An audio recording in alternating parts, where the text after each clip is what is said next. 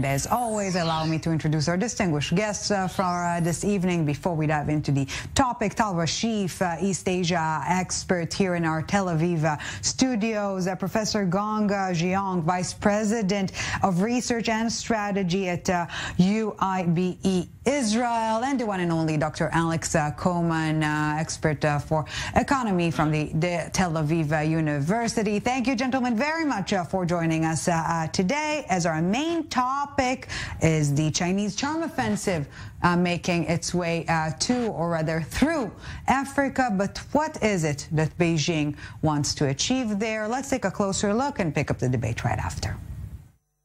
The Chinese charm offensive has made its way to Africa.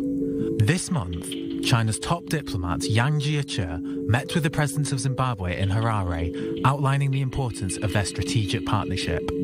For decades now, China has supported Zimbabwe, which is in a vulnerable position after decades of Western sanctions. And China is using this leverage to help further its Belt and Road Initiative, its flagship foreign policy attempts to connect the world through railroads over land and sea. Similarly, Chinese diplomats are set to visit a handful of other African nations, including the Democratic Republic of Congo, the Republic of Congo, Namibia, and Seychelles, following on from recent diplomatic trips to Zambia and Burundi. This mirrors Chinese policy in the Pacific Islands, similarly trying to expand the Belt and Road Initiative. But why is China doing this? Should the West be worried about China's growing influence in Africa, in countries that have had historical ties to many European nations? Is it problematic for so many developing countries to be so reliant on an autocratic regime such as China's? What is China's motive in Africa? So let's get to it. What is China's motive when it comes to Africa? Dear gentlemen, you know the rules. You each get 30 seconds to lay out your initial stance, and we pick up the debate right after. So, Professor Jiang, please take the lead. Well, China's motive is nothing different from any multinational companies who like to do business in Africa. It's mostly, I would say, purely motivated by commercial interests. And I think at the same time, it's also a two-way street. It benefits the host countries also immensely in terms of building the critical infrastructures in many African countries, which have been basically lacking and hampering the development of trade between African countries as well as African countries with the rest of the world. So I think it's mostly motivated by commercial interests. And Mr. Reshef, your take? Yeah. Look, China needs many things in Africa. It is a commercial issue. They need a market for their products. They need a source for minerals and other stuff that they require from Africa. But most of all, they need influence. China is building its state as a world superpower. They need countries that will vote for her in the United Nations. China is building a coalition, preparing for the situation of a clash between groups of nations in front of the West, and Africa is a part of it. And before we continue, last but definitely not least, Dr. Coleman, your take? Well, the thing about Africa is that Africa is the growth in the future. And this is very important for China. So Africa is the place that is going to grow the most, even though today it's not so big, it's growing the most. And China has two aces in this arena. First of all, it has cheap labor, cheaper than the rest of the world. And second of all, it has a lot of financing. Africa does not have financial sources. It requires a lot of credit, and China can bring that. And I agree completely. There's a very strong political interest that would contribute to.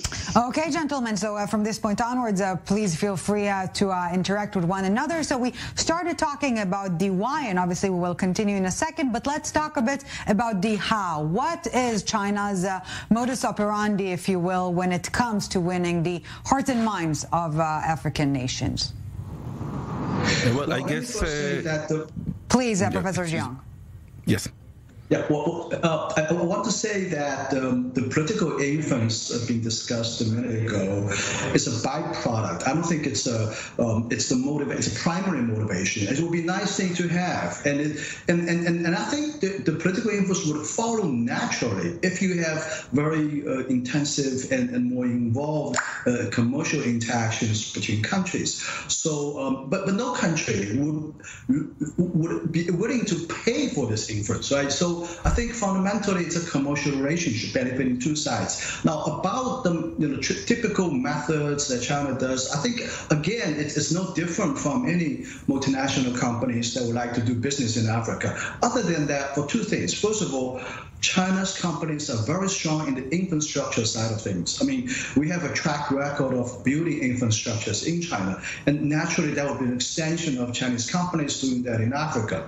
Second, I think what's differentiating from other companies active in Africa is about the financing part. Absolutely, Africa is in need of financing. The typical venues in the past have been, these development banks like the World Bank and some African Development Bank, for example.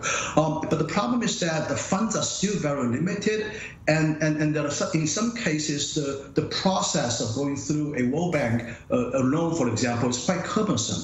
And in many cases, also there are political conditions attached, strings attached. I think these are the two things that are mostly differentiating from Chinese companies' practices from other part of the world. And China is able to do that because it has a very strong foreign exchange reserve, something like $3.2 or $3.3 trillion sitting in the bank right now. So it can afford these financings that Africa desperately needs. Yes, Dr. Coleman, I see you want to comment there. It's true, but we should realize the fact that we're talking about a very, very big honey trap. We see many African countries way deep in debt to China. And I'm convinced 100% that we're going to see the moment in time when China is going to capitalize on this situation. So contrary to what's happening in other countries, for instance, Gulf countries that are trying to develop their own resources, the bad thing that I see about the interaction with China is that China is doing everything itself.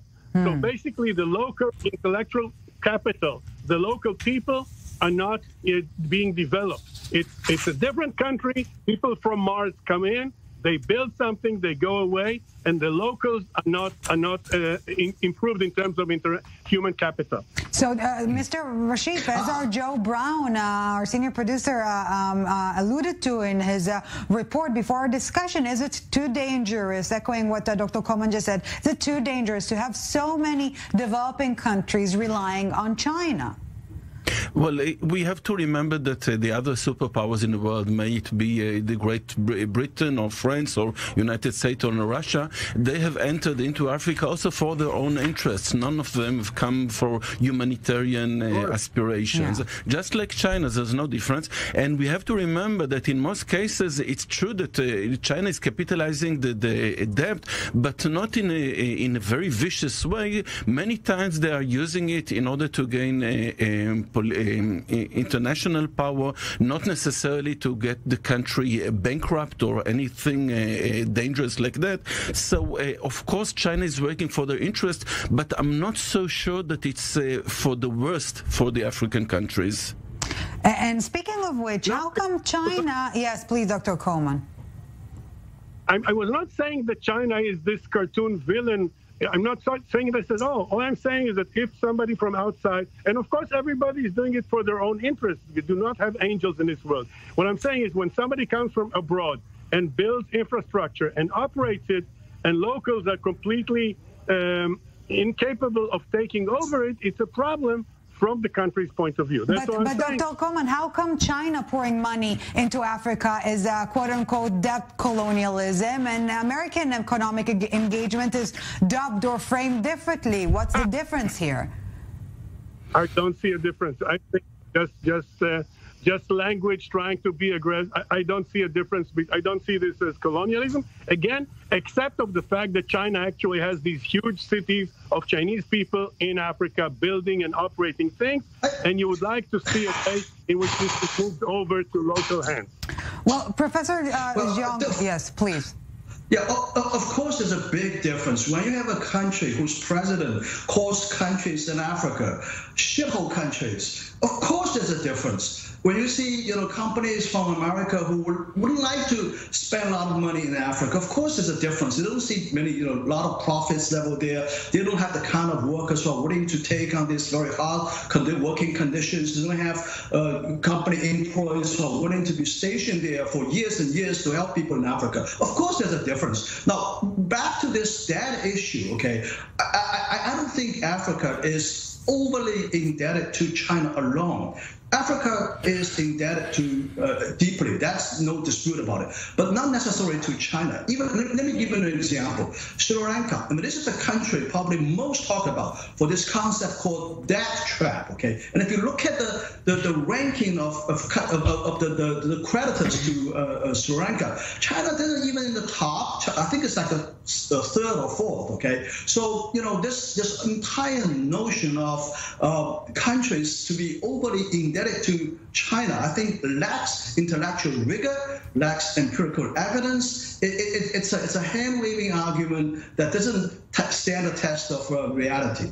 Well, it's not just about economy. Interestingly enough, we've seen China's special envoy to the Horn of Africa wrapping up this two-day peace conference in Addis Ababa. It's the first attempt by China to mediate conflicts outside of Asia. And speaking of the competition vis-a-vis the United States, of course, China is trying to position itself as some sort of a mediator to an extent. Do you think Beijing stands an honest chance of becoming a peace broker in Africa, Mr. Reshef? Well, we have to see, first of all, the historical background. Most of the superpowers in the world are trying to be such a mediator. Most of them, in most cases, are failing. So you can take every example that you would like. It is very rare that a mediation like this has succeeded. China is entering into a situation that does not bring many benefits, but it brings reputation. I wish them and the African nations good luck, but I'm not very optimistic. Yes, it definitely helps the gravitas to an extent. Dr. Coleman, yes. Let me make a comment here. I think Ethiopia is very special.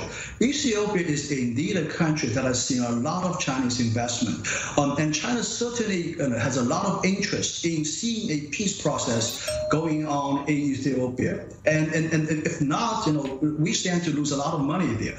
But to be honest with you, I totally agree with the previous panelists that I'm also kind of skeptical about the prospect of our externally mediated peace, and it's going to be very difficult. But it doesn't mean that the Chinese government shouldn't try. I wish them good luck, that they can bring something to the table so as to bring the parties together to stop fighting against each other. But I totally agree it's a long shot, but I wish them the best they can. They can pull it off, hopefully. Yeah, wishes for peace. We can't really go wrong with that. Dr. Coleman, before we conclude this part of the debate, final remarks? Well, of course, what we see is when you're invested with money, you always want peace because you want to make more money. And I think this is a good thing. One thing that's concerning to me is the fact that the human capital development in Africa is not moving up because these investments are kind of... Peace triggering money. This is the first time I've heard that. Dear gentlemen, you're staying with us. We're taking a very short break, but we have so much more to unpack right after. So stay with us. Out for a break. Back in a tiny bit. Welcome back. Thanks for staying with us. Still with us, of course, our fantastic panelists today, Professor Gong Jiang, Mr. Tal Reshef, and Dr. Alex Coleman. Thank you, gentlemen, very much for staying with us. But before we continue the debate, let's take a listen to some of the latest remarks from both Chinese and African officials on these strengthening ties, if you will. Let's take a listen. Over 600 years ago, the famous navigator Zheng He led the biggest fleet at that time to pay a visit to Mombasa 3 times. What he presented to the local community was friendship and trust instead of colonization or slavery. Now, 600 years on, Chinese engineers and technicians, following the illustrious footsteps of navigator Zhen, have come again to Mombasa and helped build the best railway, best roads and the best oil terminal we are witnessing today. And the facts speak loudest and history is the fairest judge. And I believe that our brothers and sisters in Kenya will have the final say on who is a true friend and partner of Kenya and Africa. Our partnership with China is not a partnership based on China telling us what we need. It is a partnership of friends working together to meet Kenya's social-economic agenda. Yes, Kenyan President Kenyatta, they're saying they're not telling us what we need, and we'll get to that in a second. But let's kickstart this round of the debate with another 30-second round each, gentlemen. So when it comes to this race between Washington and Beijing, when it comes to the African interest, will African nations, or should African nations, really choose sides in this standoff, if you will? Professor Jiang, take the lead, please. I don't think so. I don't think so. I think the American companies are more than welcome to come to Africa and compete. For example, BBC, CNN, they're also, are very active in Africa. China's foreign television network, CGTN, is also very active in Africa. It's a fair competition. We don't have to be, biting each other all the time. So I wouldn't frame this as a competition between the United States and China, at least not from China's perspective. Washington likes to talk about this grand competition. I think it's a unilaterally initiated launched competition. It's okay, if they want to compete, let's compete. But I don't think that competition should be the theme in Africa. Mr. Reshef, healthy competition there? Well, if it was only commercial and business-wise, then the answer was exactly like that. But the point is that we are facing a world being divided into two big blocks, China and Russia and their satellites on one hand, Europe, Australia, United States, India and the rest on the other one. So choosing side is not something that one should choose or not. All nations will be obliged to do it. It is just a question of time. And choosing a side will not only be economic. It will be on other plates also. Dr. Coleman, I will... Yes, Professor Jiang, let's just wrap up this 30-second round, and we'll get to you in a second. Dr. Coleman, I will quote from The Wire. It's not about who is winning, but about who is losing faster. Yeah, but it's also about the price. I mean, if you see several countries, the U.S., China, competing over the same area, then it's fantastic for Africa because they can get a better price for whether it's financial or economic development. That's fantastic. The only problem is that China is one block and the U.S. is many companies playing against each other. Professor Jiang, please. Yeah, I totally reject this narrative that bundles Russia and China together. The fact cannot be further from the truth. Take the position on Ukraine, for example.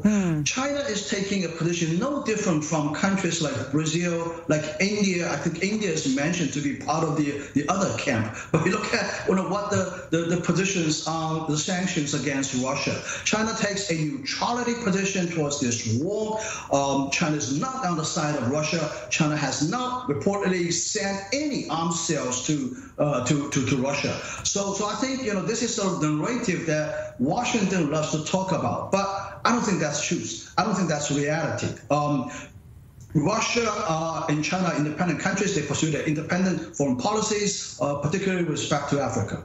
You know what, Professor Jiang, I was listening to a fascinating lecture a while ago about the Thucydides trap, and that suggested that it might be Washington that is losing from bundling China and Russia together because it could have developed individual or bilateral interest vis-a-vis both of them separately and not bundle them together. But we have seen in Ethiopia, for example, Russian flags being waved there. Are we once again seeing this continent being divided by foreign powers, or it really never stopped? Mr. Reshef. Well, I think that the point of Russia at this moment is very crucial, very fragile due to the war in Ukraine. So it is quite difficult to talk about it for the long term. Of course, there are points that people are going out to the streets waving flags of this country or another. Not only Russia, we could see it with other countries. I'm not sure that this manifestation is a display of taking side. It's more of an incident, a local happening. For the longer terms, it will be dealt in interests of countries, not in such manifestations. Dr. Coleman, I interrupted you right there, please. Well, I don't think that from an ethical point of view, there's any difference between China, Russia, the U.S., or whatever. Everybody is there for their own interests, whether financial or political.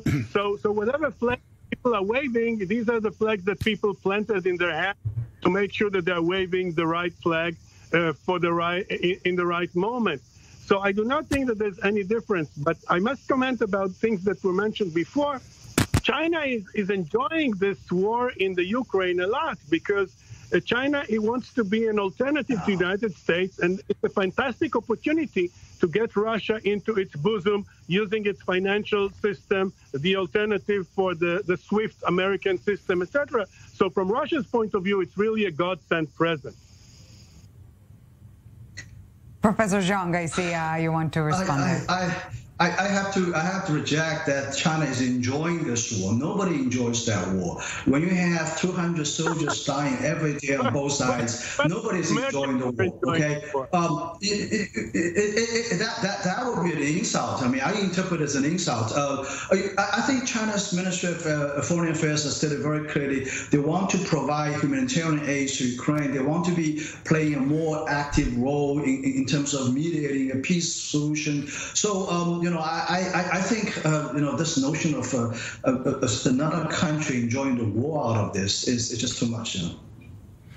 Wait, if you're selling drones, you enjoy the war. If you have a big country such as Russia join your own financial system instead of the SWIFT, you're enjoying the war. If you have nice price for oil because Russia is being boycotted, it's enjoying.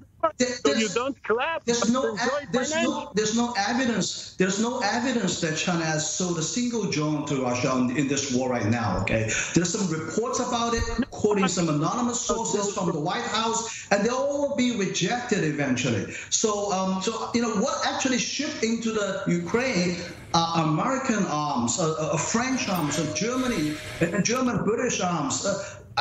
There hasn't been a single report of finding a Chinese-made tank or drone or missile or rocket.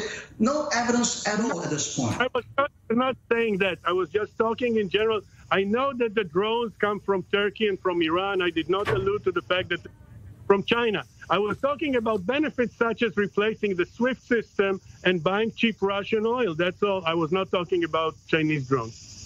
Absolutely. I can see very clearly that China is getting very big benefits from the war in Ukraine. I'm not saying that they are enjoying it. I don't think that the Chinese regime is looking for wars and for killing and for murdering. I don't have that impression at all. But it is very clear that they are gaining big benefits out of this war, and this is a fact. Well, when the powers are shifting, the interests are being created. Unfortunately, gentlemen, we're out of time, but definitely not out of passion. Professor Gong Jiang, Dr. Alex Coleman, and Mr. Tal Reshef, thank you so very much for this.